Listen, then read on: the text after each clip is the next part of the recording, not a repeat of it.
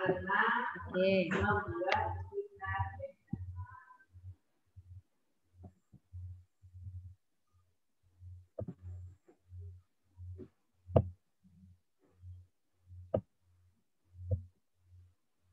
Nah, pada materi di halaman 59 ini, subtema 1, kita akan membahas tentang muatan listrik. Semua benda yang ada di sekitar kita, yang kita temui itu terdiri atas atom-atom yang berukuran amat kecil, yang tidak terlihat oleh mata ya. Nah, atom itu terdiri dari inti atom, ya ini, ada yang disebut proton dan neutron. Apa itu proton dan neutron? Pasti sampai belum tahu ya, masih asing ya kata-kata ini. Nah, ini melingkar ini disebut dengan atom.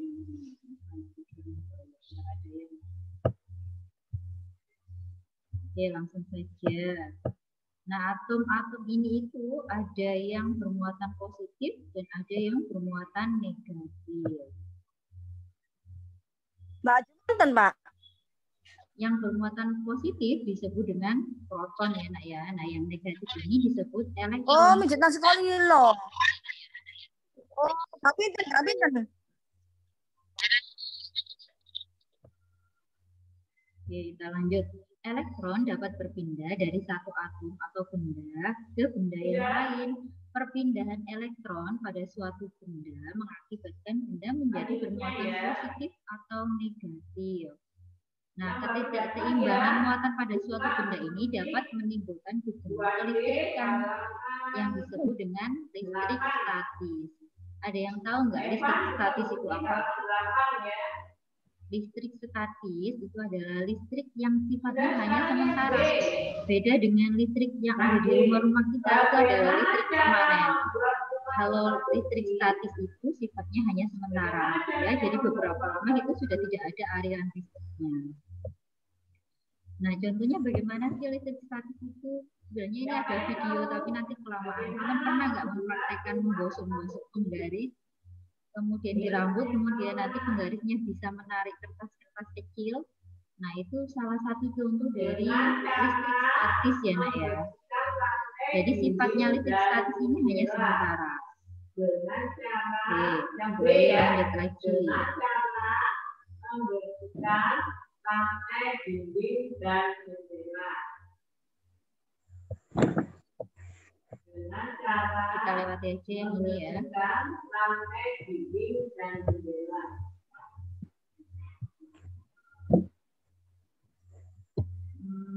Layarnya ada yang mencoret-coret. Kita lanjut tentang arus listrik. Apa sih arus listrik itu? Energi listrik dihasilkan oleh pembangkit listrik. Kalau nggak ada pembangkit listrik, berarti nggak ada aliran listrik ya, Nak ya. Kemudian energi listrik mengalir dari perangkat listrik melalui kabel-kabel seperti air yang mengalir dalam pipa. Kalau kalian tahu air mengalir ya, seperti itulah arus listrik mengalir.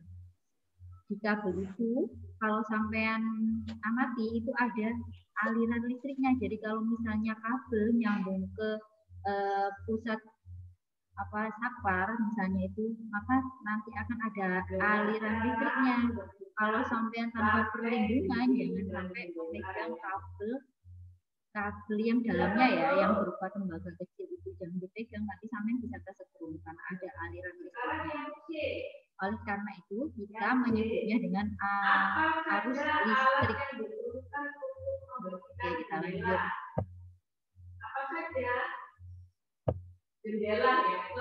Baterai memiliki dua kutub, yaitu kutub positif dan kutub negatif. Kami pernah melihat baterai, kalau sampai amati itu di atas dan bawahnya itu ada kutub positif dan ada kutub negatifnya. Arus listrik dapat mengalir apabila di antara kedua kutub tersebut terdapat perbedaan potensial listrik.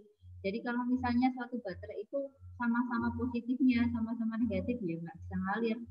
Karena misalnya baterai sama masukkan ke remote ya, itu kan ada yang ada spiralnya besi itu ya, kemudian ada yang enggak. Nah, itu berbeda-beda. Nanti cara memasangnya itu beda. Kalau positif dipasangkan dengan yang negatif dipasangkan dengan positif. Kalau kebalik sampai memasangnya, ya remnya nanti nggak bisa berfungsi. Kita lanjut. Kutub positif merupakan daerah dengan potensial tinggi, sedangkan kutub negatifnya itu potensialnya rendah. Jadi arus listrik akan mengalir dari potensial tinggi ke potensial rendah melalui penghantar. Jadi mengalirnya dari positif ke negatif. Nah, pembentukan arus listrik. Arus listrik terjadi karena adanya perpindahan muatan-muatan listrik. Nah, ini sama ingat ya. Ini arus listriknya itu mengalir. Ada teori nih, ada teori elektron. Elektron mengalir dari kutub negatif baterai ke kutub positif. Jadi kalau elektron mengalirnya dari kutub negatif ke kutub positif. Nah, dari sini ini elektronnya mengalir dari negatif yang berwarna hijau ini ke kutub positif. Sebaliknya, kalau teori listrik, proton mengalir dari kutub positif menuju ke kutub negatif. Kalau protonnya dari positif ke negatif yang berwarna merah ini ya. Oke. Kita lanjutkan. Ini kita lewati, nanti aja latihannya. Oke, sekarang rangkaian listrik. Namanya saja rangkaian, berarti terdiri dari beberapa komponen ya. Arus listrik mengalir pada rangkaian listrik. Rangkaian listrik sederhana terdiri atas sumber listrik. Sumber listrik berarti sesuatu yang mengandung listrik ya. Yaitu di sini ada baterai. Baterai salah satu contoh dari sumber listrik. Kemudian ada penghantar. Penghantar namanya penghantar yang menghantarkan. Berarti kan gitu. Penghantar berarti medianya, yaitu berupa kabel ya. Ini namanya medianya. Kemudian ada alat yang menggunakan energi listrik. Alat-alat yang menggunakan energi listrik, contohnya lampu, ada televisi, kipas angin, dan sebagainya. Di sini karena ini kita percobaan sederhana, maka menggunakan lampu ya. Kalau kipas angin menggunakan baterai ini nggak bisa menggunakan. Yang keempat ada yang namanya saklar, yaitu alat untuk menyambung dan memutuskan arus listrik di sini saklarnya. Kalau di rumah kita saklar itu kayak cetekan lampu itu namanya saklar ya. Jadi kalau sampean matikan dicetek ke bawah mati misalnya atau ke atas bisa menyala itu namanya saklar ya. Bahasa kerennya saklar. Kalau di rumah sampean biasanya cetekan lampu ya. Kemudian kita lanjut lagi. Nah, terjadinya gejala listrik. Arus listrik dapat mengalir pada sebuah rangkaian tertutup. Tertutup artinya nyambung. Kalau terbuka berarti dia tidak nyambung. Maka lampu itu bisa menyala jika rangkaiannya tertutup seperti ini nyambungnya. Kalau dia terbuka tidak nyambung, ini tidak nyambung ya antara yang ujung sini sama sini ini nggak nyambung. Maka lampu tidak akan bisa nyala. Ini namanya rangkaian terbuka. Ya, terbuka berarti tidak menyambung. Kalau ini tertutup berarti menyambung. Kalau tertutup dia menyala, kalau terbuka berarti dia tidak menyala. Bisa membedakan ya. Tertutup itu menyambung berarti dia menyala, kalau terbuka tidak tersambung berarti tidak menyala. Oke, kita lanjutkan. Sumber listrik. Tadi Boy sudah bilang bahwa sumber listrik itu ada banyak sekali. Salah satunya adalah baterai. Selain baterai, ada juga yang agak lebih besar yaitu baterai. Ada lagi dinamo. Ada lagi yang lebih besar, generator. Ya. Generator ini biasanya digunakan untuk peralatan yang lebih besar seperti kincir air, kincir angin, untuk menghasilkan energi listrik. Kita lanjut. Nah, sekarang kita masuk ke rangkaian listrik. Rangkaian listrik nanti sampai akan mengenal 3 contoh rangkaian listrik. Ada yang namanya rangkaian seri, paralel, dan campuran seri dan paralel. Sekarang kita belajar tentang seri dulu ya. Rangkaian seri adalah rangkaian listrik yang komponen-komponen listriknya disepakati berderet tanpa cabang. Ingat, tanpa cabang ya cirinya, dan dia disusun berderet. Oke, kita lanjut. Perbedaan rangkaian listrik seri dan paralel. Kalau dilihat dari cara menyusun komponen listriknya, rangkaian seri itu dipasang berderet, ya, tidak bercabang. Kalau paralel dipasang secara sejajar, seperti samping berbaris itu kan berjajar ke belakang ya. Itu namanya paralel. Sehingga berbentuk cabang. Kemudian, jika salah satu lampu padam, kalau pada lampu seri, kalau salah satu padam, maka yang lain juga ikut padam. Tapi kalau di paralel, lampu lain, misalnya salah satu dimatikan, maka yang lain tetap menyala. Penggunaan kabel dan saklar. Kalau pada rangkaian seri, kabelnya lebih hemat karena dia nggak bercabang kan, maka dia akan lebih hemat kabel. Saklarnya juga gitu. Nah, kalau paralel dia butuh banyak kabel, karena bercabang. Karena bercabang, jadi butuh banyak kabel.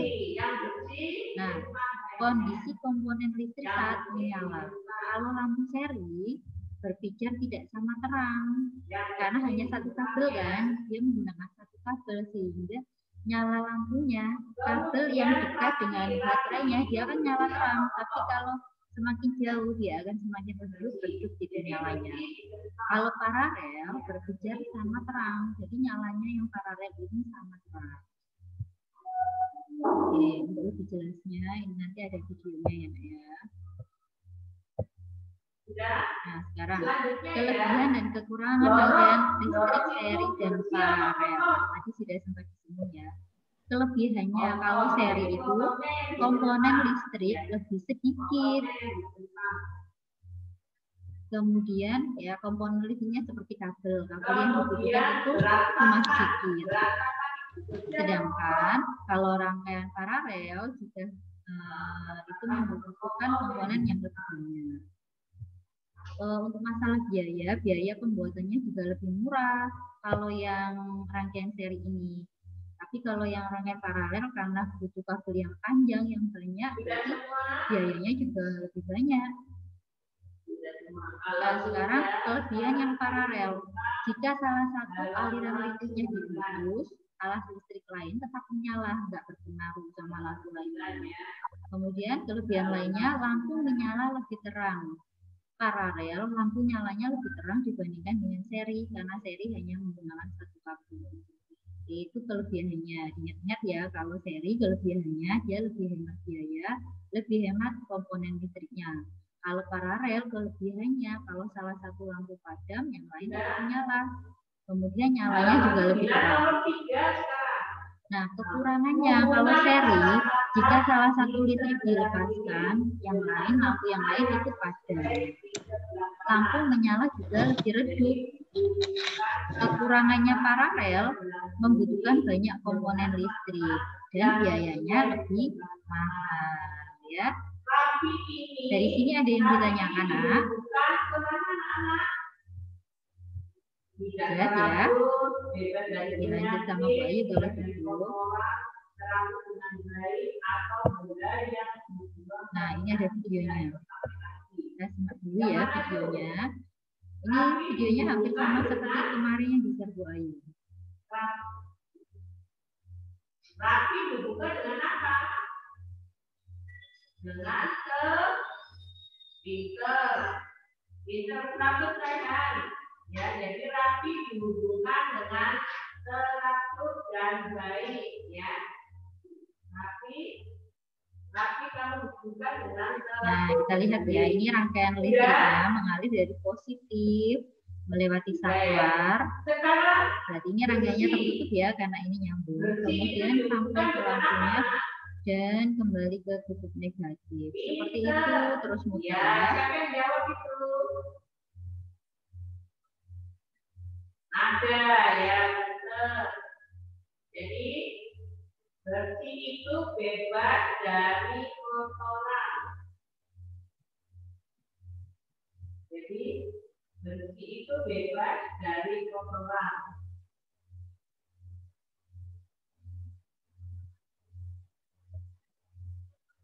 Sudah. Kemudian sampah. Sampah itu dihubungkan kemana itu? Sampah dihubungkan kemana?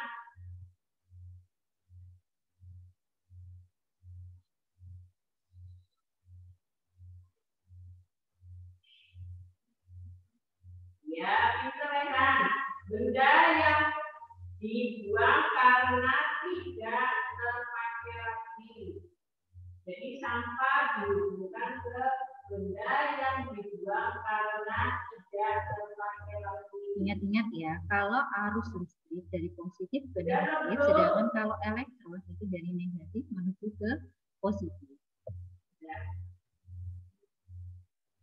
Kemudian D sekarang. D ya, berantakan.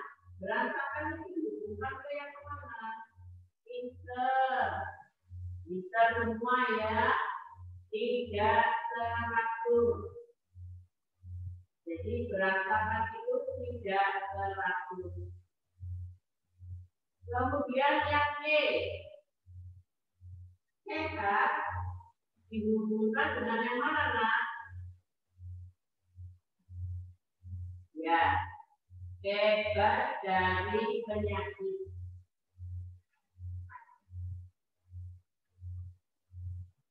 Ya, sekarang mau ke 4.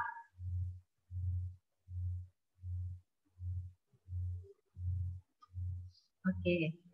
Tadi sempat kita bahas ya kelebihannya. Kalau rangkaian seri, betul nggak rangkaian seri itu berbicaranya lebih terang? Ingat-ingat ya, kalau rangkaian seri itu nyalanya dia itu nggak sama antara lampu satu dan lampu lainnya. Bisa jadi ini terang, kemudian ini agak redup, ya nak ya.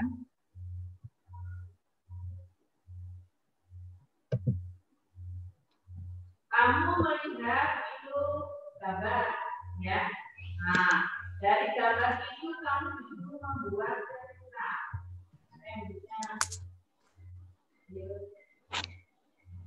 Siapa yang bisa kan? Siapa yang bisa?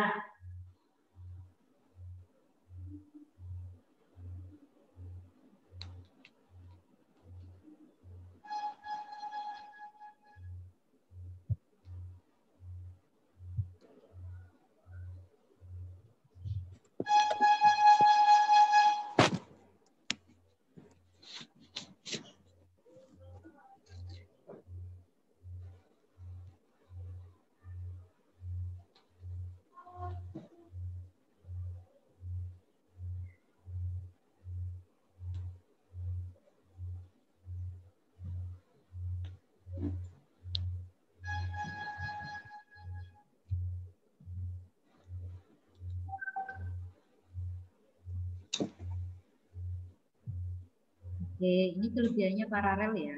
Kalau salah satu lampunya dimatikan atau dilepas, maka tidak berpengaruh pada lampu satunya. Kelebihannya. Nah, ini susunan paralel seperti ini ya. Ingat seperti kalian saat berbaris ke belakang. Kalau tadi seri kan menyamping dan hanya butuh satu pasir. Kalau paralel, nah ini ada cabangnya, nah ya ada cabangnya. Ingat-ingat ya, kalau seri tadi tidak ada cabang, kalau ini paralel ada cabangnya.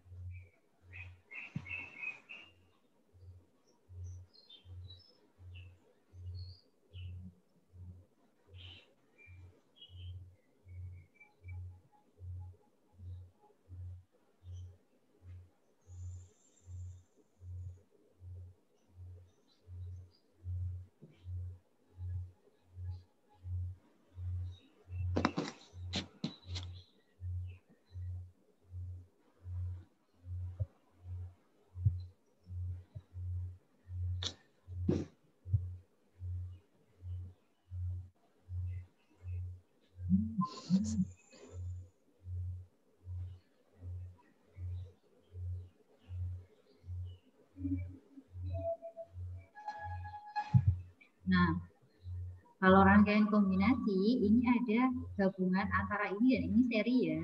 Ini seri. Tapi kalau kelompok ini atas dan kelompok bawah ini disebut paralel. Jadi ini disebut gabungan antara seri dan paralel atau rangkaian kombinasi. Kombinasi terdiri dari seri, kemudian ada ini atas dan bawah ini disebut paralel.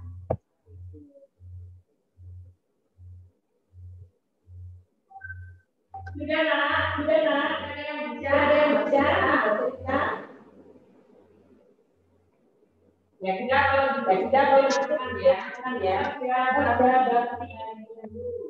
Oke. Nah, sekarang Oke.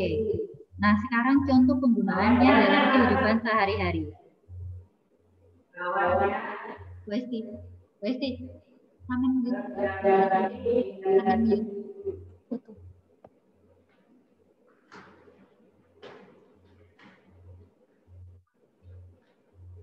Samen mute.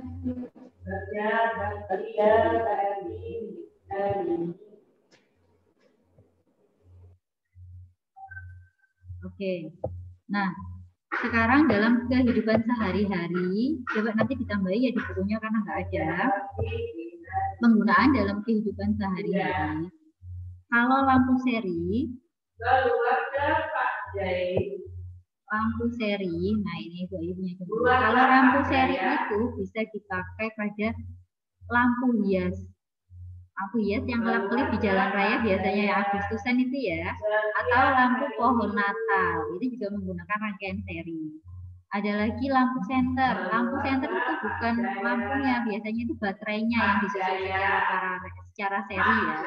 Nah, kalau satu lagi contohnya yaitu lampu LED atau lampu neon. Itu juga dipasang secara seri. Nah, kalau lampu hias, lampu yang kelap-kelip, kalau sampean coba pengen praktek, kalau salah satu lampu aja putus atau dicopot, nanti lampu yang lain juga tidak akan menyala. Nah, kemudian contoh lainnya yang paralel ya sekarang, contoh rangkaian yang paralel dalam kehidupan sehari-hari kita, biasanya ini di rumah-rumah kita, sekolah kita, itu lampu-lampu dipasang secara paralel. Kenapa? Agar kalau salah satu lampu mati, lampu yang lain tetap menyala, nggak mati semua dalam satu rumah. Ya. Kemudian ada lampu lalu lintas. Sampai pernah melihat lampu stopan, lampu lalu lintas? Lalu lintas itu menggunakan rangkaian paralel. Kemudian ada keyboard komputer. Itu misalnya salah satu hurufnya tidak berfungsi, maka yang lain masih bisa terpakai. Ya, ini bisa ditulis di bukunya, ditambahi karena di buku kayaknya nggak ada ini contoh rangkaian listrik paralel dan seri. Ya, ditambahi kalau yang seri itu contohnya lampu hias, lampu senter. Kalau yang di paralelnya itu contoh lampu lalu lintas. Kemudian ada lampu di rumah-rumah. Ya, nanti kalau ada pertanyaan, lampu di rumah-rumah warga biasanya disusun secara apa? Maka jawabannya adalah secara paralel. Jadi ya diingat-ingat ya nak ya. Ini dari sini, ini waktunya mau habis. Apa ada yang mau ditanyakan?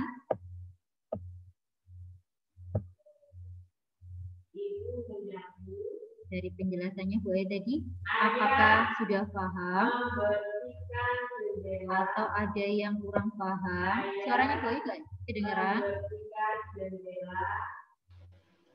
Nggak kedengaran, Bu. Nggak kedengeran. Yang tadi videonya tadi itu enggak? Suaranya Bu Ayu tadi waktu menjelaskan di video juga enggak kedengeran.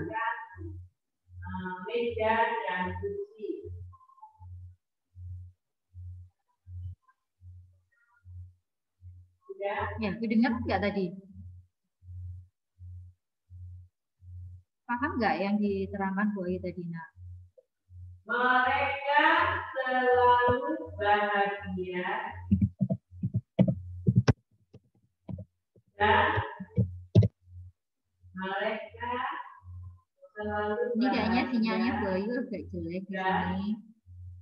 Makanya agak terputus-putus dan kecil. Nanti coba sih jadwalnya nanti mungkin karena ini barengan ya sama guru-guru yang lain. Mungkin nanti jadwalnya aja yang agak kita mundurkan atau kita majukan ya biar enggak berbenturan sama yang lain.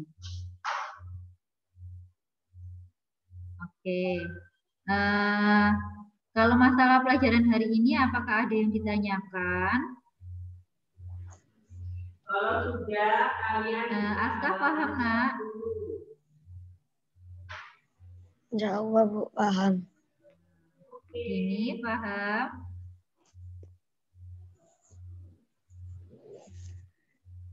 Semoga paham ya. Ini mengulang video yang kemarin sih sebenarnya, tapi ini Bu Ayu langsung satu tema. Nanti kalau misalnya kalian menemukan sesuatu yang sulit, nggak apa-apa tanya Bu Ayu ya. Nah, Ya, Bu. Untuk latihannya, untuk IPA selanjutnya nanti langsung ke tema 4 ya. Kalau nanti ada waktu, soal-soalnya juga pengen bahas karena ini kan sudah mau PAS. Nanti insya Allah ada kisi-kisi dan kita kisi-kisinya nanti bahas soal-soal aja biar lebih gampang belajarnya. Nah, untuk bahasa Indonesia ternyata waktunya nggak cukup, jadi kalian belajar yang sudah dicantumkan Bu Ayu di buku tadi ya. Jadi sudah dicantumkan Bu Ayu yang bahasa Indonesia halaman 71 mengenai teks eksplanasi. Ini membahas tentang kalimat efektif dan kata baku seperti kemarin. Hampir mengulang sih. Hampir mengulang. Kalau bahasa Indonesianya ini hampir sama seperti pertemuan kita waktu Zoom kemarin bahasa Indonesia. Nah, kalau ada yang kurang paham, nanti bahasa Indonesia atau IPA bisa tanya langsung ke Bu Ayu. Ada yang tanya IPA, Mas IPA tugasnya nanti di WA sama Bu Ayu ya. Untuk yang bahasa Indonesia, yang bahasa Indonesia tadi sudah ada di WA. Oke, semoga apa yang kita pelajari hari ini semuanya bisa dipahami, kalian bisa paham dan nggak lupa nanti waktu PAS ya Nak ya.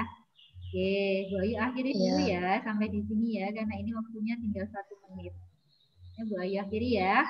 Assalamualaikum warahmatullahi wabarakatuh. Bu Ayu. Oh iya. Waalaikumsalam warahmatullahi wabarakatuh. Ada Miss Esti nih mau ngomong Miss Esti. Anak-anak bahasa Inggris yang belum dikerjakan dong. Ini masa dari kemarin sampai sekarang baru 4 orang ini yang masuk. Lagi yang belum mengerjakan bahasa Inggris, saya tunggu sampai